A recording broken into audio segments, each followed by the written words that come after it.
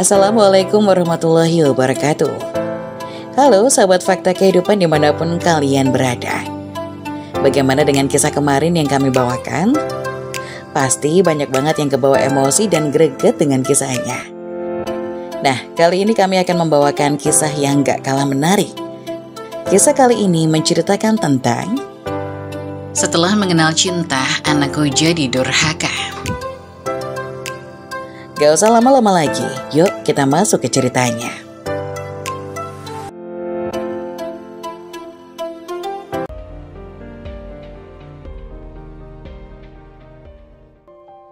Setelah mengenal cinta, anakku jadi durhaka. Di sebuah kota kecil yang sunyi, di antara deretan rumah sederhana dengan pepohonan yang rindang, hiduplah seorang perempuan bernama Lasmi. Wajahnya teduh namun syarat akan beban hidup. Seorang janda yang gigih dan tak pernah menyerah. Lasmi menjalani hari-harinya dengan penuh kerja keras. Sejak kepergian suaminya bertahun-tahun silam, Lasmi telah menjadi satu-satunya pelindung bagi anak sematawayangnya, Sinta. Di dalam hatinya, tekad itu terpatrik kuat. Ia tak akan membiarkan Sinta merasakan kekurangan. Tak peduli seperti apapun hidup yang harus ia jalani. Setiap pagi, Lasmi bangun sebelum matahari menyingsing, sujud di hadapan Tuhan, memohon kekuatan untuk menjalani hari yang panjang.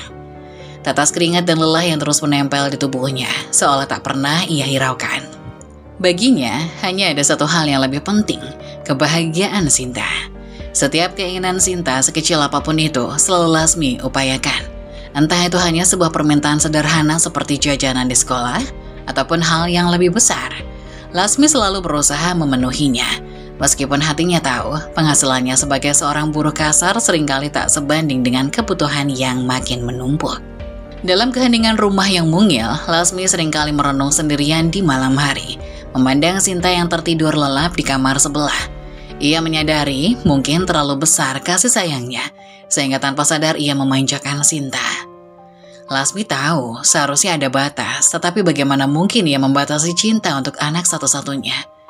Sebagai seorang single parent, Lasmi menjalani hidup ini sendirian, tanpa pendamping yang bisa berbagi kesedihan atau kekhawatiran. Suaminya yang pernah menjadi pilar di kehidupannya, kini hanya menjadi kenangan yang tersimpan dalam hati. Rindu pada sang suami seringkali datang tanpa diundang, terutama ketika malam-malam terasa begitu panjang dan sepi. Setiap langkah Lasmi di dunia ini adalah demi Sinta. Bagaimana tidak, Sinta adalah sisa terakhir dari semua yang pernah ia miliki. Sumber kekuatan sekaligus pengingat bahwa hidup ini masih berarti. Tetapi Lasmi tahu, jalan yang ia pilih untuk memanjakan Sinta, meski penuh cinta, bisa menjadi bumerang di kemudian hari. Di setiap sudut kota yang Lasmi lewati ketika pergi bekerja, ia seringkali bertemu dengan ibu-ibu lain yang berbicara tentang disiplin. Tentang membesarkan anak-anak dengan batasan-batasan yang tegas. Namun, di hati Lasmi, rasa cinta itu begitu besar, hingga ia tak sanggup menahan diri untuk tidak memberikan apa yang Sinta inginkan. Sore itu, ketika matahari mulai tenggelam di balik bukit, Lasmi duduk di tepi ranjang Sinta yang sedang sibuk dengan ponselnya.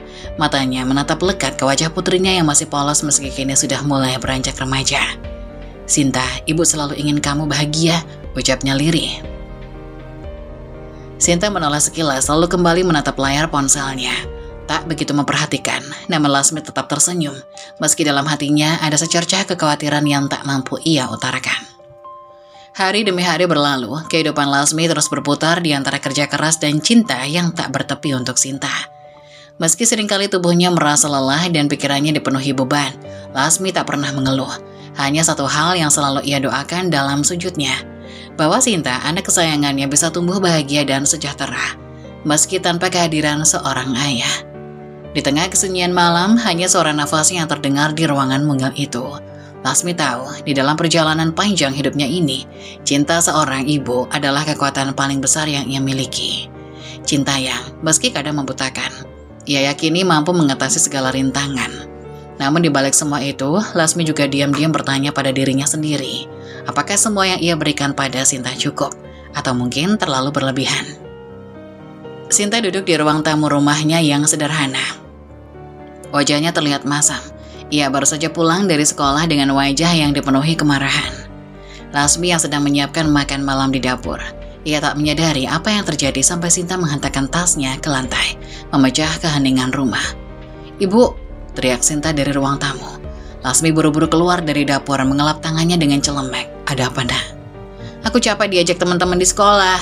Sinta membalas dengan suara lantang, matanya berkilat marah. "Ejek apa? Ada yang mengganggu kamu?" tanya Lasmi, suaranya penuh perhatian. "Mereka semua sudah punya iPhone, semua. Cuma aku yang masih pakai ponsel jadul ini." Sinta mengangkat ponsel lamanya dengan tatapan jengkel. "Mereka bilang aku miskin, aku malu." Lasmi menghela nafas panjang, mencoba menenangkan diri. "Sinta, kamu tahu kan ibu kerja keras buat kita. Ibu belum punya uang buat beli iPhone, tapi nanti kalau sudah ada rezeki, ibu pasti belikan." Namun penjelasan Lasmi justru memperburuk suasana. Sinta mengerutkan kening dan semakin membentak. Nanti kapan? Aku sudah capek nunggu, Bu. Teman-temanku udah punya sejak lama. Aku malu tiap hari diajak terus." "Sinta, tolong bersabar. Ibu berusaha. Tapi ini tidak mudah. Harga iPhone itu mahal, Nak. Ibu harus." "Aku nggak mau dengar. Aku nggak peduli ibu kerja siang malam. Aku cuma mau iPhone." Sinta memotong perkataan ibunya dengan suara yang melengking. Lasmi tertegun. Kata-kata Sinta ini begitu menyakitkan, tapi ia mencoba tetap tenang. Sinta paham gak kalau ibu sedang berusaha? Ibu sudah makan seadanya, hanya nasi dan kerupuk biar bisa nyimpen uang buat kamu. Ibu, Sinta tak memberi kesempatan ibunya untuk menyelesaikan kalimat. Ia menghempaskan tubuhnya ke sofa dengan kasar. Lalu menendang meja kecil di depannya hingga gelas air tumpah ke lantai. "Pokoknya aku mau iPhone sekarang. Kalau enggak, aku nggak mau ke sekolah lagi." Sinta mengancam, suaranya penuh amarah. "Ibu nggak sayang sama aku ya? Ibu cuma ngomong doang, tapi nggak pernah ngelakuin apa-apa." Lasmi terpukul mendengar tuduhan itu, tapi ia tetap berusaha sabar. "Ibu sayang kamu, Sinta, sayang sekali. Tapi ibu harus mengatur uang kita untuk makan, untuk kebutuhan lain. Ibu nggak bisa langsung beli barang mahal begitu saja." Sinta berdiri dengan wajah penuh kemarahan, tatapan matanya tajam, seolah menusuk hati Lasmi. "Kalau ibu sayang, ibu pasti udah kasih aku iPhone dari dulu. Teman-temanku nggak ada yang kekurangan kayak aku. Aku benci hidup kayak gini." Kalimat terakhir itu membuat hati Lasmi runtuh. Ia berdiri di tempatnya, menahan air mata yang hampir jatuh. Tak ada yang lebih menyakitkan bagi seorang ibu daripada mendengar anaknya berkata bahwa mereka membenci hidup yang telah diusahakannya dengan segenap jiwa dan raga. Tapi Lasmi tidak menunjukkan kelemahannya di hadapan Sinta. Ia tahu, meledakkan emosi bukanlah solusi. "Ibu akan usahakan, Sinta. Ibu janji ya. Tapi tolong kamu bersabar, biar ibu bisa menabung dulu." Sinta hanya mendengus, lalu bergegas masuk ke kamar, membanting pintu dengan keras. Lasmi terduduk di kursi, kedua tangannya gemetar. Ia memandang ke arah pintu kamar Sinta, merasa seakan dunia yang ia bangun dengan susah payah mulai retak. Tapi dalam hati ia bertekad, apapun yang terjadi, ia akan memenuhi keinginan Sinta, meski itu harus dibayar mahal dengan pengorbanan besar. Beberapa bulan kemudian, setelah berminggu-minggu Lasmi menghemat pengeluarannya. Berpuasa siang hari hanya dengan air putih. Akhirnya ia berhasil mengumpulkan uang yang cukup. Dengan penuh kebahagiaan, Lasmi membeli iPhone yang selama ini diinginkan Sinta. Dengan hati yang berdebar, ia pulang ke rumah dan langsung menghampiri kamar Sinta. Berharap ini akan mengakhiri kekesalan putrinya. "Sinta," panggil Lasmi dengan senyuman penuh harap sambil membuka pintu kamar. Di tangannya tergenggam kotak iPhone yang dibungkus rapi. Sinta yang sedang asik menonton video di ponselnya menoleh sekilas. Matanya segera terbelalak saat melihat iPhone baru di tangan ibunya. Dengan cepat, ia bangkit dari tempat tidur, merebut kotak itu dari tangan Lasmi tanpa mengatakan sepatah kata pun. Lasmi menunggu, berharap putrinya akan tersenyum atau setidaknya mengucapkan terima kasih. Tapi yang keluar dari mulut Sinta adalah sesuatu yang sangat berbeda. Ibu, kenapa baru sekarang? Aku udah terlalu lama nunggu nih, teman-temanku udah punya dari dulu. Gara-gara ibu, aku jadi bahan ajakan terus di sekolah." Sinta melempar kotak iPhone itu ke kasur dengan kasar. Lasmi tertegun, merasa kekecewaan yang luar biasa menghujam hatinya. Ia mengira pengorbanannya akan membuat Sinta bahagia. Tapi kenyataannya, putrinya malah marah. Air mata mulai menggenang di mata Lasmi. Namun ia segera menghapusnya, mencoba tetap tegar. "Ibu sudah berusaha, Sinta. Ibu bekerja keras supaya kamu bisa punya ini," ucap Lasmi dengan suara bergetar. Sinta melipat tangannya di dada, memalingkan wajah. "Sudah terlambat, Bu. Aku nggak butuh lagi." Perasaan Lasmi benar-benar hancur. Ia tak menyangka semua pengorbanan yang ia lakukan selama ini dianggap tak berarti oleh anaknya. Namun meskipun demikian, Lasmi tetap diam, menelan semua kekecewaan dalam hati. Karena meski seberapa dalam sakit yang ia rasa, cintanya pada Sinta masih tetap ada, tak berkurang sedikit pun. Waktu terus bergulir dan akhirnya hari yang ditunggu-tunggu tiba, hari kelulusan Sinta dari SMA. Lasmi berdiri di antara kerumunan orang tua yang menyaksikan anak-anak mereka menerima ijazah. Matanya berbinar dengan bangga, meski Sinta bukanlah siswa berprestasi. Bagi Lasmi, kelulusan anaknya adalah pencapaian yang tak bernilai. Itu adalah hasil dari setiap tetes keringat yang ia keluarkan, setiap pengorbanan yang ia lakukan. Saat nama Sinta dipanggil dan ia berjalan ke depan panggung untuk menerima ijazah, Lasmi tak bisa menahan air matanya. Inilah buah dari perjuanganku, pikirnya dalam hati. Setelah acara selesai, Sinta mendekati ibunya dengan senyum di wajahnya. Ia tampak bahagia. Ia tampak bahagia meski tak sepenuh hati. "Bu, aku lulus," seru Sinta melambaikan ijazahnya di depan Lasmi. Lasmi memeluk Sinta erat, air mata kebanggaan masih mengalir di pipinya. "Ibu bangga sekali sama kamu, Nak. Akhirnya kamu lulus juga. Semua usaha ibu gak sia-sia." Sinta tersenyum tapi matanya sedikit kosong. Setelah itu, kehidupannya terasa hampa. Apa yang harus aku lakukan sekarang, pikirnya. Teman-teman Sinta mulai sibuk mencari pekerjaan atau melanjutkan pendidikan ke perguruan tinggi. Beberapa bahkan pergi keluar kota untuk mengejar mimpi-mimpi mereka. Tapi Sinta, ia tidak punya rencana apapun. Hari-harinya dihabiskan di rumah, berbaring di tempat tidur, menonton video di ponsel, atau sekedar berkumpul dengan teman-temannya tanpa tujuan yang jelas. Lasmi yang selalu memikirkan masa depan anaknya mulai resah. Setelah beberapa minggu melihat Sinta hanya bermalas-malasan, Lasmi memutuskan untuk bicara. Suatu sore, saat Sinta sedang duduk di ruang tamu sambil nonton acara di televisi, Lasmi mendekatinya dengan hati-hati. "Sinta, ibu mau ngomong sedikit boleh?" Sinta mengalihkan pandangan dari televisi, terlihat enggan. "Ngomong apa lagi sih, Bu?" jawabnya dengan nada malas. Lasmi menarik nafas dalam-dalam, berusaha tetap tenang. "Kamu kan sudah lulus sekolah, Nak. Sekarang waktunya kamu cari kerja, biar kamu bisa mandiri. Ibu gak bisa terus-terusan membiayai semuanya." Sinta mengerutkan kening, ekspresi wajahnya langsung berubah kesal. "Cari kerja gimana, Bu? Aku gak punya motor. Gimana mau pergi kerja kalau tiap hari harus jalan kaki?" Lasmi terdiam sejenak. Ia tahu alasan Sinta itu ada benarnya. Tanpa kendaraan memang sulit untuk bergerak bebas dan mencari pekerjaan. Tapi Lasmi juga tahu, bukan motor yang menjadi masalah utama. Sinta tampak malas untuk mencoba. Meski demikian, Lasmi bertekad untuk mengupayakan segala yang terbaik. "Ya sudah, kalau memang kamu butuh motor, biar ibu usahakan," jawab Lasmi akhirnya.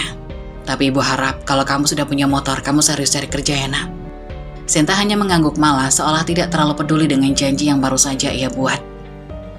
Bulan demi bulan berlalu, dan Lasmi kembali jatuh ke dalam siklus pengorbanan yang tak berkesudahan. Ia bekerja lebih keras dari sebelumnya, menambah jam lembur, mengurangi makan, dan terus menyisihkan uang demi membelikan motor untuk Sinta. Dengan penuh kesabaran, ia mengumpulkan setiap rupiah, berharap motor itu akan menjadi langkah awal bagi Sinta untuk membangun masa depannya. Akhirnya, setelah berminggu-minggu berjuang, Lasmi berhasil membelikan sebuah motor bekas untuk Sinta. Saat ini ia menyerahkan kunci motor itu kepada Sinta, matanya penuh harapan. "Ini, Nak, ibu sudah belikan motor, sekarang kamu bisa mulai kerja." Sinta memandang motor itu dengan mata berbinar, tapi bukannya langsung memikirkan pekerjaan. Pikirannya malah melayang ke tempat lain. "Wah, keren juga nih motornya," gumamnya sambil tersenyum puas. "Sekarang aku bisa lebih sering keluar sama teman-teman." Harapan Lasmi mulai pupus saat ia melihat bagaimana Sinta menggunakan motor itu. Bukannya digunakan untuk cari kerja, Sinta malah justru semakin sering pergi bersama teman-temannya. Tiap hari, ia keluar rumah dari pagi hingga malam. Motor itu menjadi alat untuk bersenang-senang, bukan untuk bekerja. Lasmi hanya menghela nafas, melihat impiannya untuk melihat Sinta bekerja semakin jauh dari kenyataan. Tak lama kemudian Sinta bertemu dengan seorang pemuda bernama Rino. Mereka mulai sering bertemu, dan hubungan mereka berkembang menjadi lebih dari sekedar teman. Lasmi yang awalnya senang melihat Sinta tampak bahagia, perlahan mulai merasa khawatir. Hubungan Sinta dan Rino tampak terlalu cepat dan terlalu intens. Sinta semakin sering pulang larut malam, dan setiap kali Lasmi menanyakan kabarnya, Sinta selalu menjawab dengan ketus dan bahkan marah.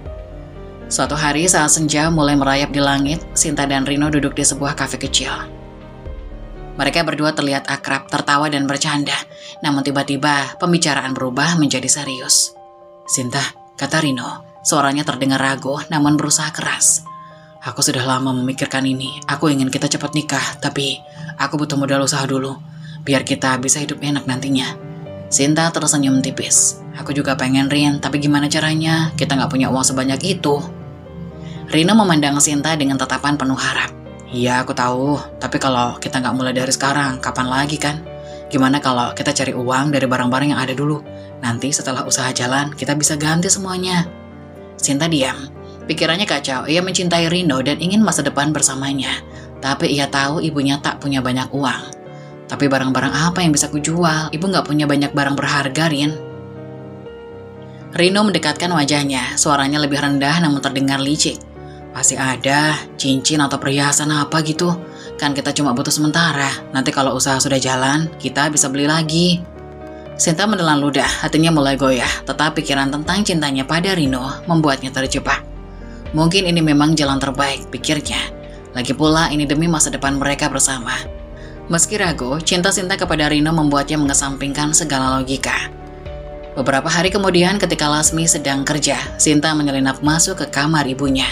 Dengan hati-hati, ia membuka lemari tua yang sering dilihatnya sejak kecil. Tangan Sinta gemetar ketika merogoh bagian terdalam dari lemari itu, mencari sesuatu yang berharga. Tak lama, matanya menangkap kilauan perak dari sebuah kotak kecil yang tersembunyi di balik tumpukan baju usang. Cincin nikah ibu, bisik Sinta. Tatapannya berubah kosong seketika. Cincin itu adalah salah satu kenangan terakhir yang dimiliki Lasmi dari almarhum suaminya.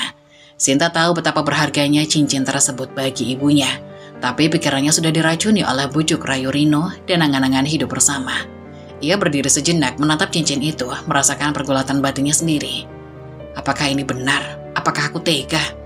Namun rasa takut kehilangan Rino mengalahkan rasa bersalahnya. Ia meyakinkan diri bahwa semua ini akan terbayar nanti. Ia akan mendapatkan hidup yang lebih baik bersama Rino. Dengan keputusan yang akhirnya diambil, Sinta mengambil cincin itu dan membawanya ke sebuah toko emas. Sang pemilik toko memandangnya curiga, tapi Sinta tetap memaksakan senyum. Ini mau dijual, katanya dengan nada setenang mungkin. Meski di dalam hatinya ia bergejolak. Setelah beberapa kali tawar-menawar, akhirnya Sinta berhasil menjual cincin tersebut. Uang tunai yang kini ada di tangannya terasa berat, seolah-olah itu adalah simbol dari pengkhianatan terbesar kepada ibunya. Sore harinya, Sinta bertemu dengan Rino di tempat biasa mereka. Dengan wajah penuh harap, ia menyerahkan uang itu pada Rino. Ini Rin, aku berhasil dapetin uang kamu. Rino tersenyum puas, wajahnya berseri-seri. Kamu luar biasa sayang, terima kasih. Aku janji kita bakal bahagia setelah ini.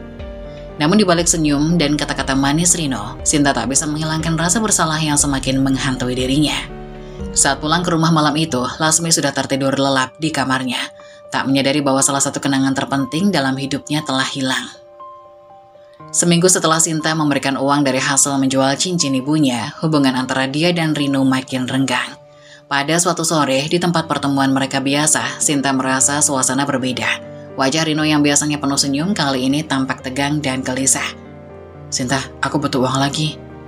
Ujar Rino tanpa basa-basi, membuat Sinta berdegup kencang. Lagi? Uang yang kemarin kemana, Rian? Aku udah ngasih banyak loh, buat modal kan? Sinta terkejut.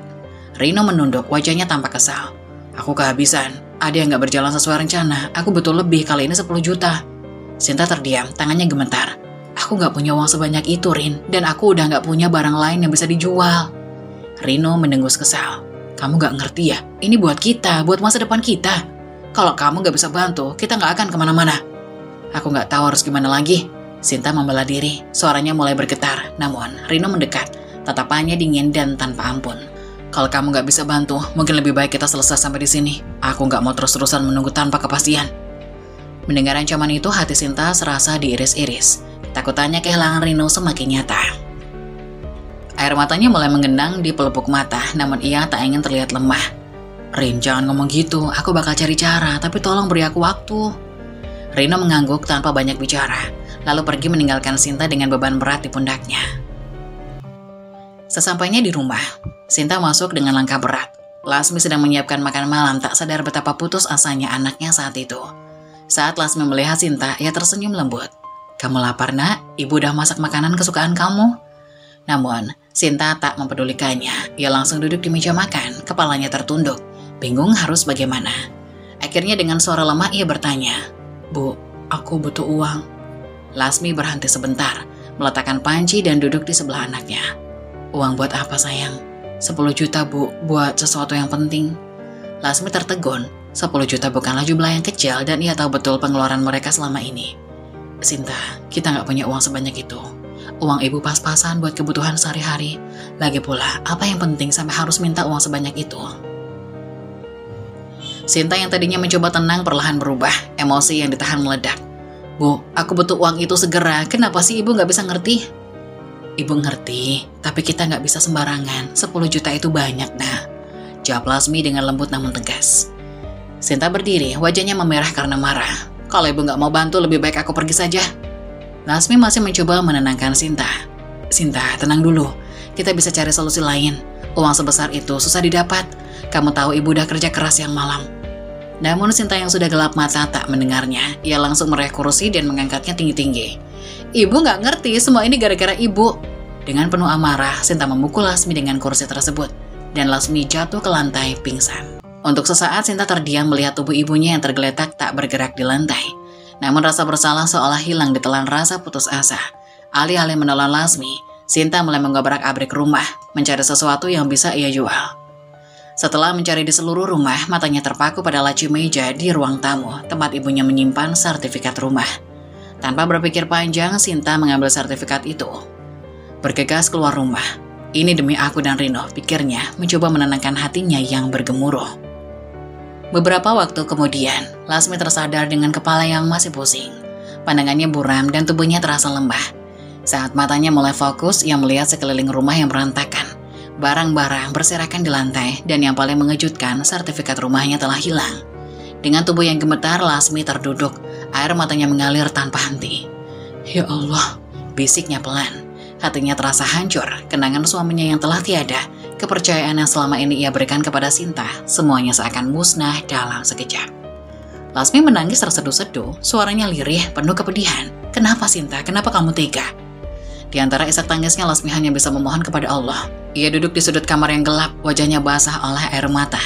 Tubuhnya gemetar, tangan menengadah ke atas, seakan menggantungkan segala harapannya pada Sang Pencipta. Dengan suara lirih namun penuh keputusasaan, ia mulai berdoa. Ya Allah, ya Robku, aku datang kepadamu dalam keadaan yang paling lemah, dalam kesedihan yang tak mampu lagi kutanggung.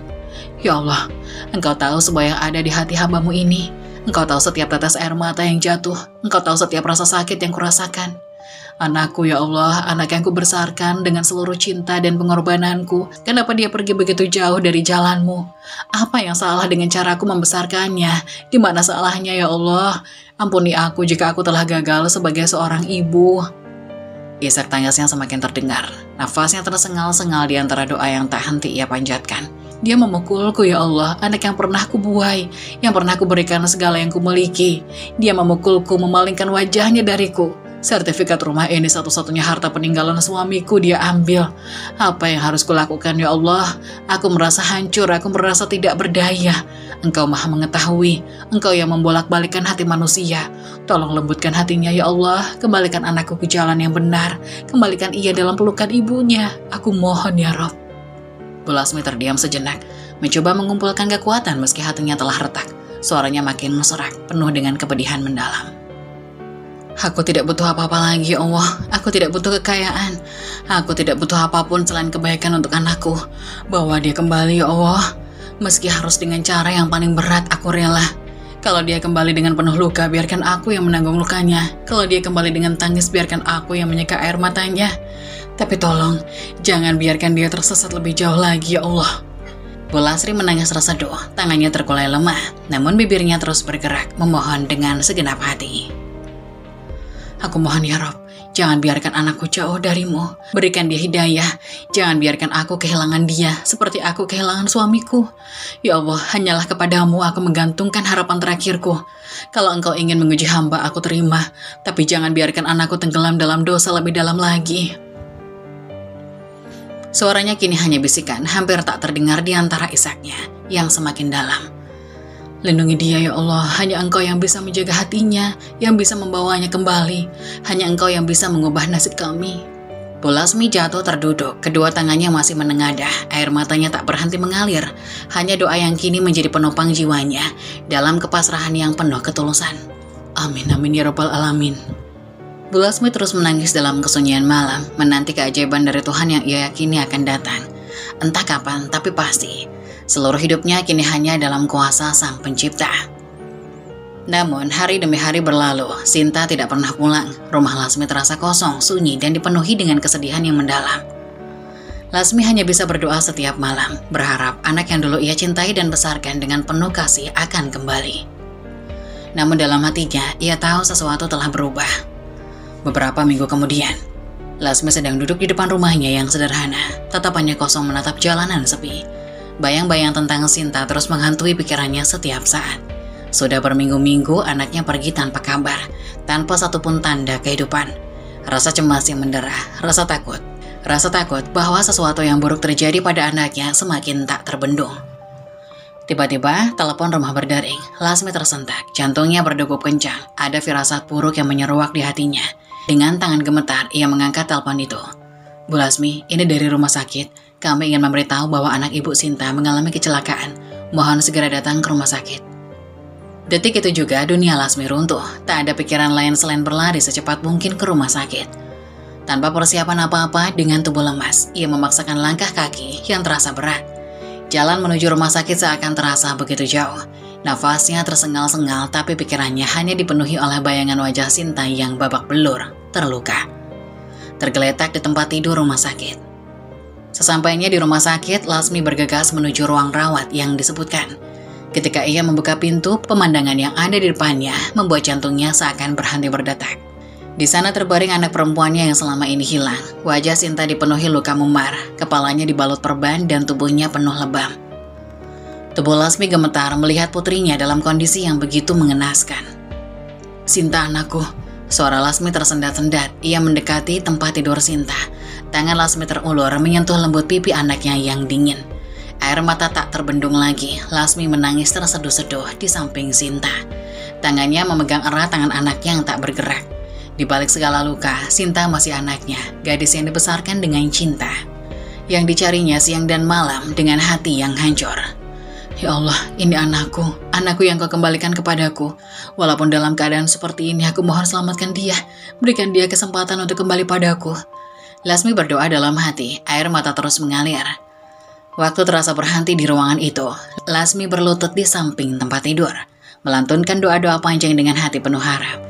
Sinta masih belum sadar, namun Lasmi tak berhenti memohon kepada Allah agar anaknya diberikan kesempatan untuk hidup, untuk kembali bersama. Tak lama, Lasmi mengambil air wudhu dan mendirikan sholat di sudut ruangan, memohon dengan segenap jiwa. Di tengah khusyuknya sholat, sebuah suara lirih memanggilnya. Ibu. Lasmi yang sedang bersujud langsung diam. Suara itu begitu lemah, hampir tak terdengar. Namun sangat familiar. Ia bergegas menyelesaikan sholatnya, membatalkannya karena panggilan dari Sinta lebih penting. Saat menoleh, matanya bertemu dengan tatapan Sinta yang kini terbuka. Ibu. Suara Sinta terdengar lagi, kali ini lebih jelas. Mata Sinta berair, air mata mengalir di kedua pipinya. Lasmi segera mendekat, memeluk putrinya dengan erat, seakan tak ingin melepaskannya lagi. Alhamdulillah anakku sadar, isaknya tak henti. Syukurlah kamu kembali, nak.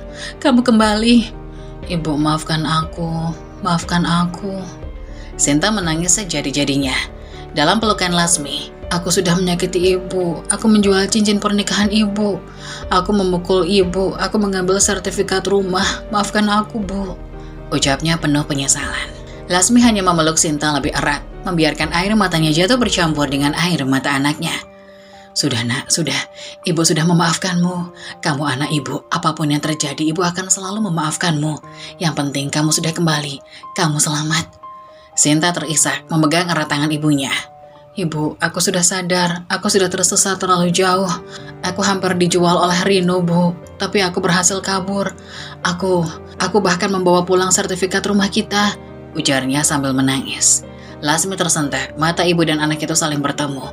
Seketika Lasmi sadar, meski luka masih menganga, ada secercah harapan. Kamu selamat, nak. Itu yang paling penting sekarang. Allah masih memberikan kita kesempatan kedua. Keduanya menangis dalam pelukan. Rasa sakit dan penyesalan perlahan larut dalam kehangatan kasih sayang yang kembali tumbuh di antara mereka. Malam itu di kamar rumah sakit yang penuh dengan duka dan air mata, terbit kembali harapan baru bagi Lasmi dan Sinta. Malam itu di rumah sakit, suasana yang begitu sunyi tiba-tiba terpecah oleh isak tangis yang menyayat hati Sinta, yang masih terbaring lemah di atas tempat tidur, mencoba mengumpulkan keberanian untuk mengungkapkan kebenaran yang selama ini disimpannya. Sementara Lasmi duduk di sampingnya, memegang tangan putrinya dengan lembut, menunggu penjelasan yang sudah lama dinantikan. "Ibu, aku sudah banyak berbuat salah. Aku sudah mengecewakan Ibu." Sinta mulai berbicara dengan suara gemetar, matanya penuh dengan air mata. Suaranya serak, semakin bergetar saat mencoba melanjutkan. Lasmi menatap wajah putrinya dengan penuh kasih sayang. Meskipun di hatinya tergores luka, namun cintanya pada Sinta tidak pernah berkurang. "Apapun yang terjadi, Nak, katakan saja, Ibu selalu ada untukmu," bisik Lasmi. Suaranya lembut namun penuh keteguhan. Sinta terisak lebih keras, menahan rasa bersalah yang begitu berat di dadanya. "Rino, dia menjebakku, Bu. Aku kira dia benar-benar mencintaiku, tapi ternyata dia ingin menjualku sebagai pelacur." Kalimat itu keluar darinya susah payah, dan sesaat setelah diucapkan, Sinta merasakan sakit yang luar biasa di hatinya. Lasmi tercengang, hatinya terasa hancur mendengar kenyataan pahit itu. Namun ia mencoba menahan air matanya demi memberikan kekuatan pada Sinta. "Ya Allah, Sinta." Lasmi menahan isaknya, tangannya menggenggam erat tangan anaknya. "Aku berhasil kabur, Bu. Aku bergabung dengan anak pang di jalanan agar bisa berlindung dari Rino. Mereka menolongku, dan aku berhasil mengambil kembali sertifikat rumah yang aku berikan pada Rino." Sinta menunduk, matanya penuh penyesalan. "Tapi di perjalanan pulang, aku tertabrak mobil. Semua terasa gelap setelah itu." Air mata mengalir deras dari wajah Sinta dan ia mulai gemetar. "Aku sangat menyesal, Bu. Aku menyesal karena sudah menyakiti Ibu. Aku menyesal menjual cincin pernikahan ayah. Aku memukul Ibu. Aku bahkan hampir menghancurkan hidup kita." Suara Sinta semakin pecah di tengah tangisannya. Dengan hati yang penuh penyesalan, Sinta mengumpulkan kekuatan untuk bangkit dari tempat tidurnya. Dengan tubuh yang masih lemah, ia bersujud di hadapan ibunya, memohon ampun. "Ibu, maafkan aku. Aku mohon maafkan aku. Aku sudah terlalu jauh tersesat. Tolong ampuni aku, Bu." Sinta menangis sejadi-jadinya, tubuhnya bergetar hebat dalam sujudnya. Lasmi yang sejak tadi menahan tangis akhirnya tak kuasa lagi. Air mata yang sudah menggenang di pelupuk matanya pun tumpah, mengalir tanpa henti. Melihat anak yang ia cintai dengan segenap hati bersujud di depannya, Lasmi hanya bisa menangis dalam diam. Namun di dalam hatinya ada rasa syukur yang begitu dalam. Syukur kepada Allah yang telah mengembalikan anaknya, yang telah memberikan kesempatan kedua bagi Sinta. Dengan penuh kelembutan, Lasmi menunduk dan mengangkat tubuh Sinta yang masih tersungkur di kakinya. "Sudah, Nak, sudah. Ibu sudah memaafkanmu. Sejak dulu, Ibu selalu memaafkanmu," ujar Lasmi sambil terisak. Ia memeluk anaknya erat, menumpahkan segala rasa cinta yang tak pernah hilang meski dilukai begitu dalam. "Yang penting sekarang kamu selamat dan kamu sudah kembali, Nak."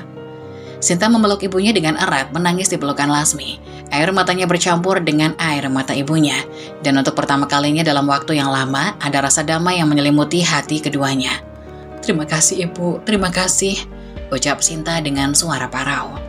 Waktu berlalu, dan setelah pemulihan yang panjang, Sinta benar-benar menepati janjinya untuk berubah. Ia mulai menata hidupnya kembali, membuka usaha kecil berjualan online untuk membantu perekonomian keluarga. Dengan tekad yang kuat, Sinta berusaha menebus kesalahan masa lalunya. Setiap hari ia bekerja keras dan belajar dari kesalahannya, mencoba menjadi pribadi yang lebih baik. Sementara itu, Lasmi akhirnya bisa kembali tersenyum. Melihat perubahan dalam diri anaknya, hati Lasmi dipenuhi dengan kebahagiaan dan rasa syukur. Cinta dan pengorbanannya selama ini akhirnya tidak sia-sia. Meski perjalanan mereka penuh liku, Lasmi yakin bahwa selama mereka tetap bersama, tidak ada hal yang tidak dapat mereka hadapi. Kini Sinta telah berubah dan hidup mereka perlahan kembali tenang. Dengan senyum manis yang tulus, Lasmi sering memandangi anak-anaknya dari kejauhan saat Sinta sibuk dengan urusan kecilnya. Lasmi terus berdoa, memohon kepada Allah agar Sinta selalu diberikan jalan yang baik dan terang. Sebab kini yang terpenting adalah kebahagiaan mereka berdua, sebagai ibu dan anak yang telah melewati badai dan menemukan kembali satu sama lain. Saat-saat tersulitmu seringkali mengarah pada momen-momen terbesar dalam hidup. Teruskan, situasi sulit pada akhirnya membangun orang yang kuat. Mengeluh tidak akan pernah bisa memperbaiki keadaan.